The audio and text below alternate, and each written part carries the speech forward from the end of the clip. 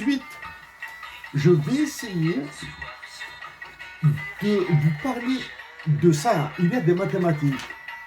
Il y a des mathématiques dedans. Je vais, je vais essayer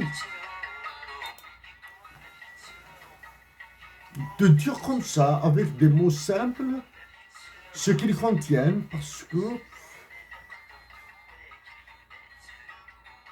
il y a deux événements internationaux qui attendent l'Algérie, ça je le sais. Vous les savez, vous les connaissez tous. Il y a deux événements majeurs sur lesquels je reviendrai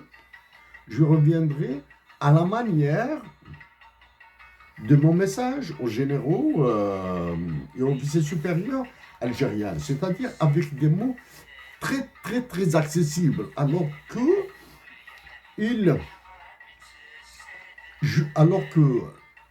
mes arguments intrinsèques, c'est-à-dire mes arguments à moi, je les ramène d'ailleurs, je les ramène du FMI, de la Banque mondiale, de l'OCDE et de certains théoriciens. Donc je vous parlerai, je dirais, quelques mots. Surtout, c'est autour du consensus de Washington. Consensus de Washington, eh bien ce que fait la Banque mondiale, ce que font la Banque mondiale, le FMI principalement, et l'OCDE, les autres organisations internationales en Algérie, si ma mémoire m'accompagne, je vous dirai deux mots sur le GAFI de FPTF. Pour ceux qui s'intéressent à cet aspect de l'économie, je leur recommande vivement de lire ce qui a été publié par l'UFMI sur le Maroc. Le Maroc, là, mes compatriotes d'Algérie verront un peu plus clair. Trois informations très importantes se sont produites en Afrique. Donc, avant de parler des relations internationales, moi, c'est plus en termes de relations internationales et d'équilibre que je raisonne. Ce n'est pas en termes de conneries économiques.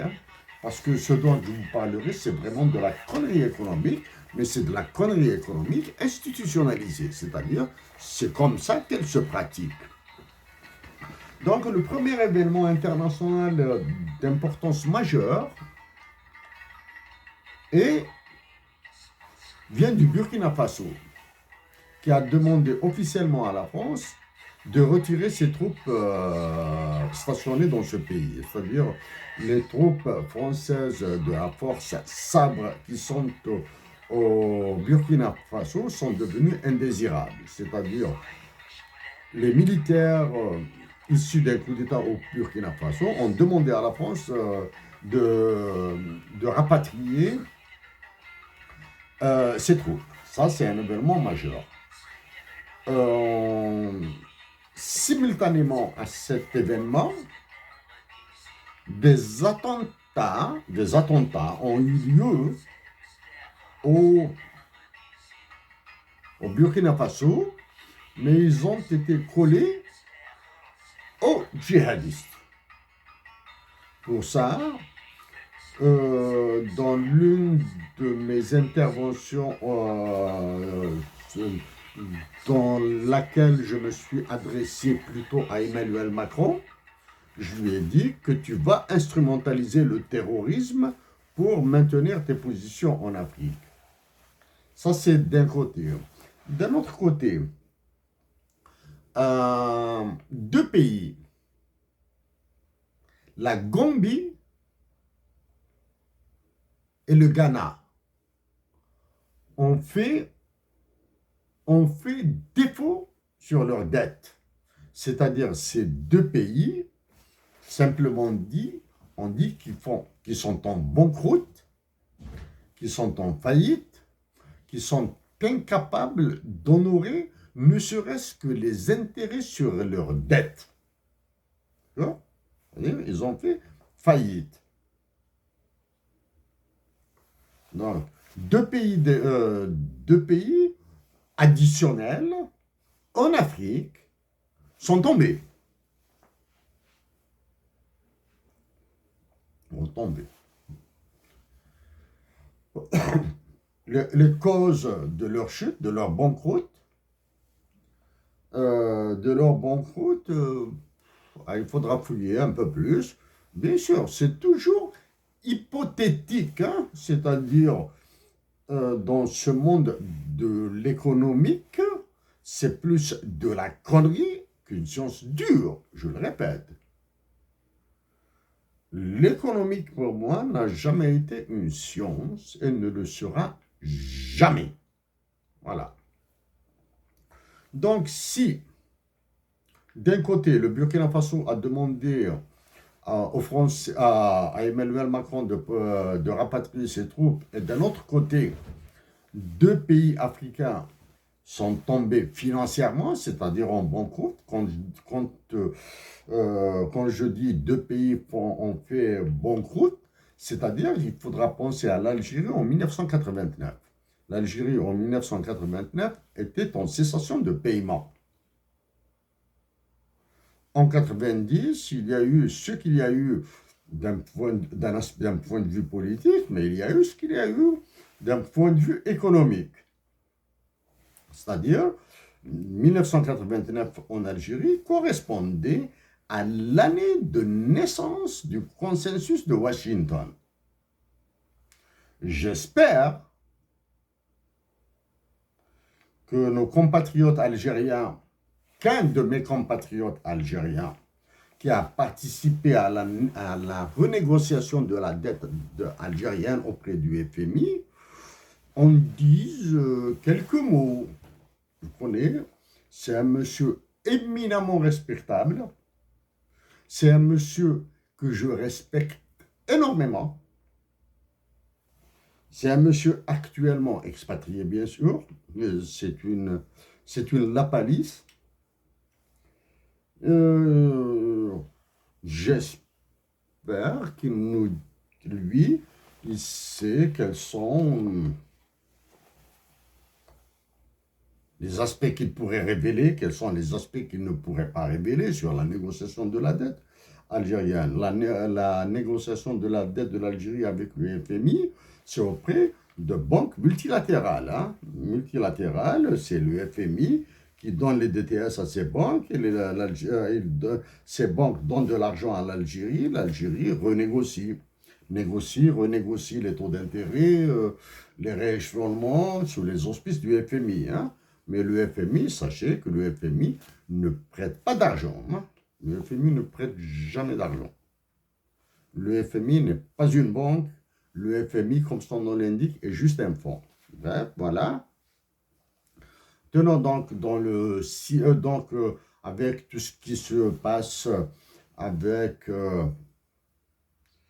ce qui se passe en Ukraine, ce qui se passe entre les USA et la Chine, ce que fait Emmanuel Macron en Afrique, ce qui se passe à l'intérieur même de l'Afrique, etc. Mes compatriotes d'Algérie seront un immense exemple d'honneur et de patriotisme s'ils arrivaient à résister. Hein. Donc, je viens, c'est rapide, hein, je vais vous dire quelques mots sur ça. Bon, je pense qu'actuellement en Algérie, actuellement, à la minute où je vous parle là, c'est-à-dire depuis l'arrestation d'Hissène, je pense que ça tape vraiment dur au niveau de la Banque centrale. Je ne veux pas dire le gourbi, hein, maintenant, hein, ça, vous savez ce que je pense de la Banque centrale d'Algérie, au niveau du ministère des Finances, au niveau de la présidence, au niveau de l'état-major. Ça tape très très fort là-bas, de la part du FMI et de la Banque mondiale. Ça tape très fort. Pourquoi ?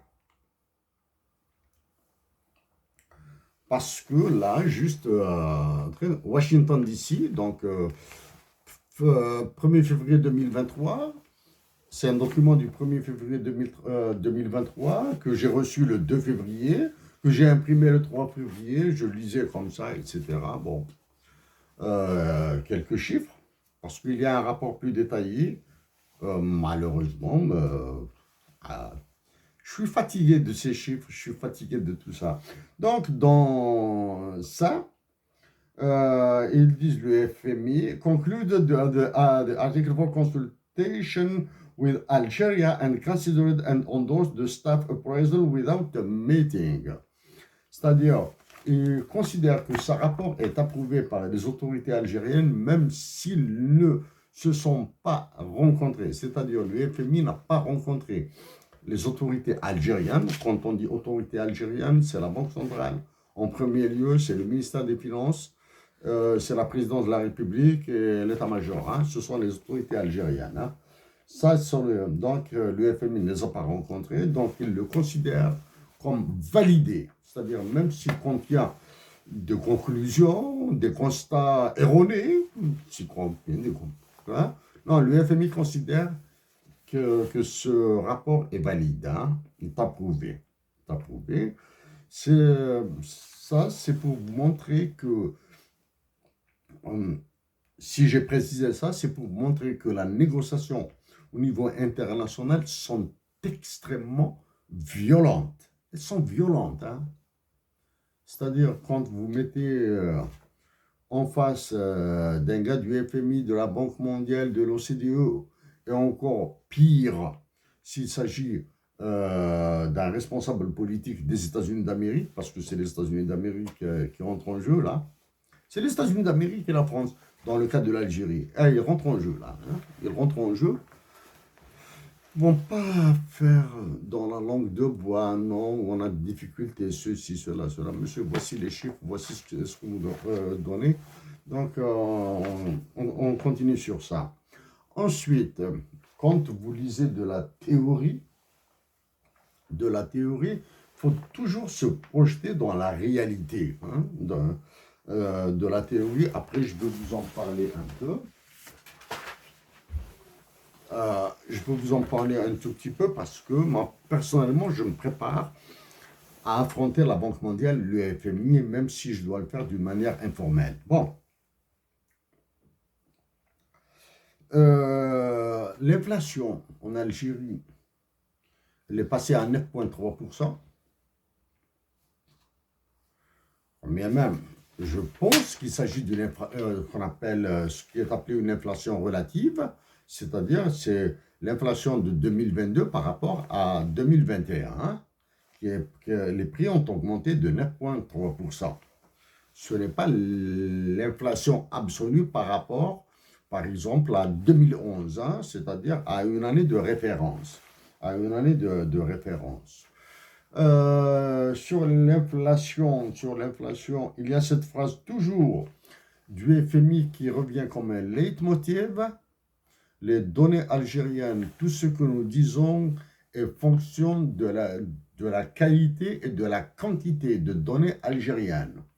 C'est-à-dire, c'est très, très grave. Très, très grave. Qu'est-ce qu'il y a? Bon, je passe sur les petits trucs là orange, je passe, sont pas vraiment. Pour l'inflation, il faut que mes chers compatriotes d'Algérie se mettent une fois dans la tête, une fois pour toutes, ça dans la tête. Ce que je dirais une fois pour toutes dans la tête. Hein. Il n'y a aucune preuve scientifique, c'est-à-dire qu'il n'y a aucune démonstration mathématique qui dit que l'inflation vient des prix ou de l'excès de monnaie, l'émission monétaire, c'est-à-dire ce qu'ils appelaient le papier toilette, hein, la monnaie de singe, etc. Hein. Il n'y a aucune démonstration scientifique qui dit que l'inflation est due à la rareté d'un produit, c'est-à-dire au marché à l'offre et la demande, ou à l'excès de l'émission monétaire. Okay. Donc, tout tout ce que disent les économistes ou bien les hommes politiques, même moi, c'est une tentative de ciblage. On essaie de cibler quels sont les déterminants de l'inflation sur lesquels des actions sont possibles pour la baisser. Ça, donc, la démonstration scientifique de l'origine de l'inflation est inconnue. Ça, c'est le premier point. Le deuxième point concernant l'inflation à proprement parler est bonne. OK? L'inflation à proprement parler dans une économie est bonne. Parce qu'elle favorise l'investissement, elle favorise l'investissement. Donc, quand elle favorise l'investissement, elle favorise la création d'emplois. Quand elle favorise la création d'emplois, elle favorise la consommation. Quand elle favorise le tout, l'investissement, la création d'emplois, la consommation, elle favorise la croissance. Quand ces 4 facteurs sont réunis, on peut penser au développement. Okay? Maintenant, à partir de quel moment le taux d'inflation devient dangereux, c'est quand il menace la monnaie de s'effondrer. Quand la monnaie s'effondre, donc c'est toute l'économie qui s'effondre, là c'est dangereux. Où est-ce que l'inflation est dangereuse aussi? Quel est le deuxième danger de l'inflation? C'est quand la croissance de la population est supérieure à la croissance économique. Quand la croissance de la population est supérieure à la croissance économique. Ça veut dire que dans la croissance de la population, dans la nouvelle augmentation de la population, c'est-à-dire de la démographie, il y aura des personnes qui resteront sur le carreau. Ou bien, il y aura un niveau de vie qui va se détériorer. Ça, pour la croissance démographique supérieure à la croissance économique, causée entre autres par le sous-investissement, par le manque d'investissement ou par l'inflation, il est plus facile à comprendre à travers la famille. Prenez un foyer, une maison, où il y a des parents et des enfants. Il y a cette famille, cette maison, il y a un revenu, c'est-à-dire il y a une quantité d'argent qu'il gagne par mois. Il y a une quantité, et donc cette quantité d'argent peut être estimée par année. Cette famille sait combien elle consomme par jour, par mois, par trimestre, par semestre et par année. Elle sait. Mais maintenant, s'il y a une ou deux personnes qui viennent en plus, une nouvelle naissance, il y a un enfant qui naît dans une famille, bien par exemple, dans cette famille, il y a un garçon qui s'est marié, par exemple, il a ramené son épouse à la maison, donc il y a une personne en plus à nourrir. Ou bien si les deux sont là, hein, c'est-à-dire il y a une épouse et il y a un enfant qui n'est pas là. Hein. Donc ça c'est une croissance démographique. Si les revenus de cette famille restent stables, soit, gentiment dit, hein, soit ces deux personnes doivent jeûner tout le mois, toute l'année, elles ne doivent pas manger. Ou bien réduire la consommation des autres pour leur donner à manger. Donc voilà, quand la croissance démographique est supérieure à la croissance économique. C'est-à-dire, la croissance économique, elle est mesurée par le revenu, hein, c'est-à-dire l'équivalent du produit intérieur brut de la famille. Hein. C'est aussi simple que ça. Bon, il y a ici l'accélération des réformes structurelles. À une autre occasion, Je parlerai probablement qu'est-ce que c'est qu'une réforme structurelle, une réforme conjoncturelle, etc. Parce que nous entendons des mots, vous entendez des mots, et vous avez des difficultés à mettre du contenu dans les mots. Il est dit, fueling inflation and incentivizing informality. Réduire le commerce informel par des incitatifs. Ça, c'est un aspect que j'ai développé en 2015 et dont j'ai parlé exactement ça. C'est exactement les mêmes mots que j'ai utilisés en 2015. En 2015. Hein? Et il y a including product and labor market reforms. Labor market reforms, comme vous savez, moi je travaille sur, du moins, mon livre de base c'est celui-là, c'est Olivier Blanchard. C'est Olivier Blanchard, et bien sûr, Olivier Blanchard, dans un livre, voici, Reforming Labor Market Institutions in Employment Insurance and Employment Protection. Ce sont des livres en anglais, ce sont des livres qui se vendent sur commande à $120. Personnellement, je suis abonné à certaines organisations internationales, donc je reçois des chapitres. Donc, ce qu'a dit Olivier Blanchard dans la réforme du marché du travail, que j'ai commencé à lire, il y a quelque chose de très,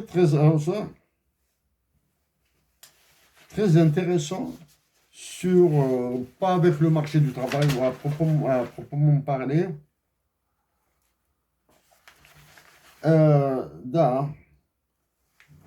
Quelque part ici, je l'ai noté.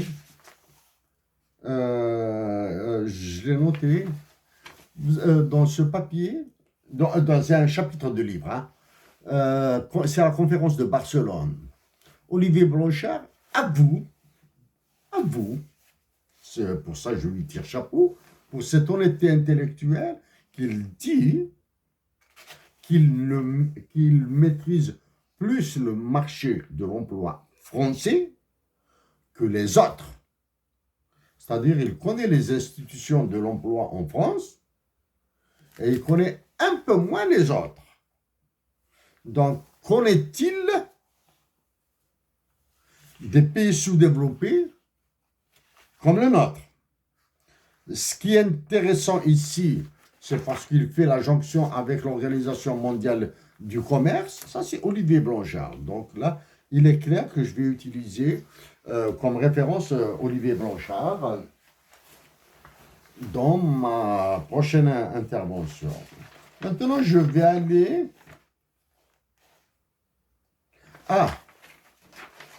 Ici, ils disent to strengthen governance and reduce corruption risks are welcome and should be intensified. La réduction de les efforts pour réduire la corruption doivent être intensifiés. Ça. Maintenant, quand on parle de la réduction de la corruption, cela sous-entend qu'il y a un organisme international qui s'en occupe. Il s'appelle le GAFI, le groupe d'action de finance internationale. En anglais, on l'appelle the Financial Action Task Force, ETF. Il est relié à la Banque mondiale. Son siège est à Paris. Le dernier responsable du GAFI que je connaisse est une Française dont j'ai parlé. Oui, ai-je contacté le GAFI? Oui. Ai-je obtenu de réponse de leur part? Non. Ce que je dois dire, bon, pour ça, le GAFI, il est en train de faire des petits au Maroc. Il faut voir au Tunisie, je pense aussi. Mais au Maroc, je suis sûr et certain, parce que je l'ai lu. Mais ce que vous ignorez du GAFI, c'est qu'il sous-traite son travail à un organisme à un organisme qui se trouve à Toronto, au Canada. Il se trouve à Toronto. Hein. À Toronto, c'est-à-dire c'est le milieu anglophone. Hein. Bon. Pour la croissance du PIB en Algérie, la voici. Hein. Ça, c'est... En 2020, il a connu moins 5,1 par rapport à 2019. Ensuite, il a augmenté de 3,4. Ensuite, il a augmenté de 2,9. Donc, une baisse de 5,1% du PIB en 2020 a été à peine compensée par la croissance du PIB en 2021 et 2022. Elle a été à peine. Hein? C'est-à-dire, c'est un calcul très léger que vous pouvez faire. Vous allez trouver, puis à peine. Hein? C'est-à-dire, il manque un centième ou un dixième. Je fais le calcul comme ça rapidement. Je pense qu'il manque un dixième ou un centième pour compenser le PIB de 2020.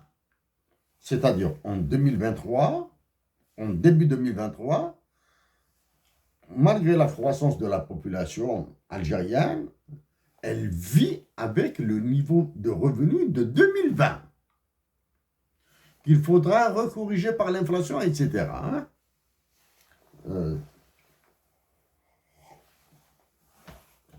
Donc, c'est pour cette raison qu'il y a. Bon, maintenant, c'est pour cette raison qu'il y a de la tristesse, de la douleur en Algérie. Hein? L'inflation moyenne, elle est passée de 2,4 à 7,2 à 9,3%. C'est énorme.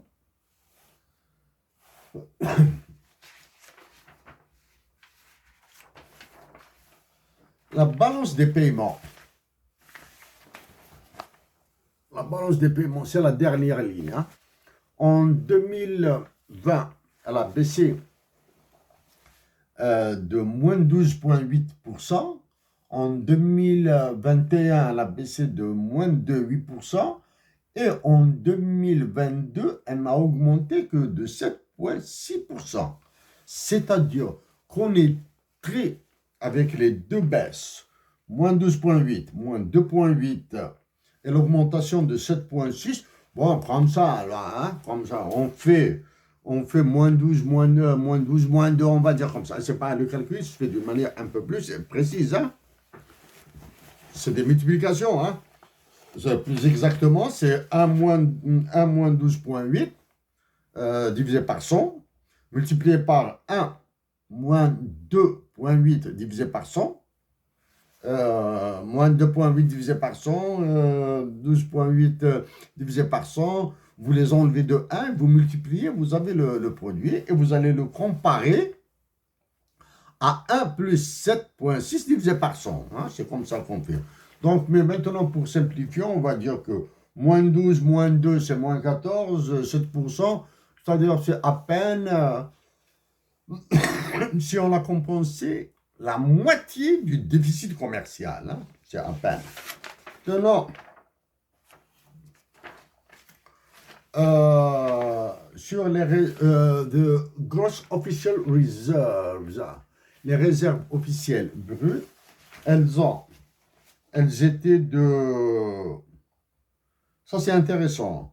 En 2019, elles étaient en milliards de dollars. Hein. Elles étaient de 62,8 milliards de dollars. En 2020, elles étaient de 48 milliards de dollars. C'est-à-dire, elles ont été dégraissées. Hein. Nous avons pompé, du moins, l'État algérien a pompé 14 milliards de dollars des réserves. Hein. Des réserves, hein. Pas du commerce international de la balance, hein, des réserves, hein, parce que la balance, ça c'est ce qu'on appelle de buffer. De buffer, ça c'est une autre histoire. C'est-à-dire l'argent disponible pour les transactions commerciales, hein, c'est-à-dire pour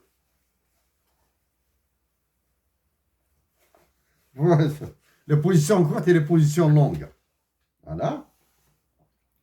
Donc, ensuite, en 2022, nous avons 62 milliards de dollars, soit une augmentation de 15 milliards de dollars. Hein. C'est ici, hein. 15 milliards de dollars. Mais maintenant, in months of next year's imports of goods and services, c'est-à-dire les réserves internationales au 31 décembre 2022, les réserves internationales de l'Algérie au 31 décembre 2022 nous permettent de couvrir uniquement 14,1 mois. 14 mois. Alors que les réserves de 2021 pour 2022 nous permettaient de couvrir 13,4. C'est-à-dire avec tout le gaz et tout le pétrole qui a été vendu, qu'avons-nous gagné avec les réserves internationales? Juste un mois de couverture d'importation. C'est tout. Bon. Net foreign assets, les actifs nets à l'étranger. C'est vraiment affreux. Hein? C'est moins 11, moins 12, moins 11, moins 15, moins 20, moins 14, moins 5. Ensuite, ils sont remontés à 36,2. L'augmentation. Donc, pour les actifs nets à l'étranger, c'est la saignée.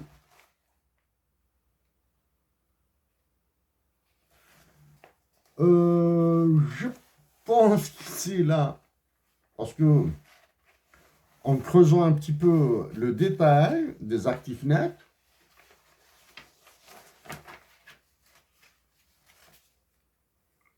j'ai déjà vu des bouts, hein, j'en ai déjà vu plusieurs fois là, des trucs pas sympathiques. Maintenant, ça c'est vraiment de la mathématique pure. Hein. Je veux lire Box 2, a value at risk model to calibrate Algeria's savings buffer. Savings buffer, c'est la quantité d'argent nécessaire à l'Algérie pour boucler ses opérations de commerce international.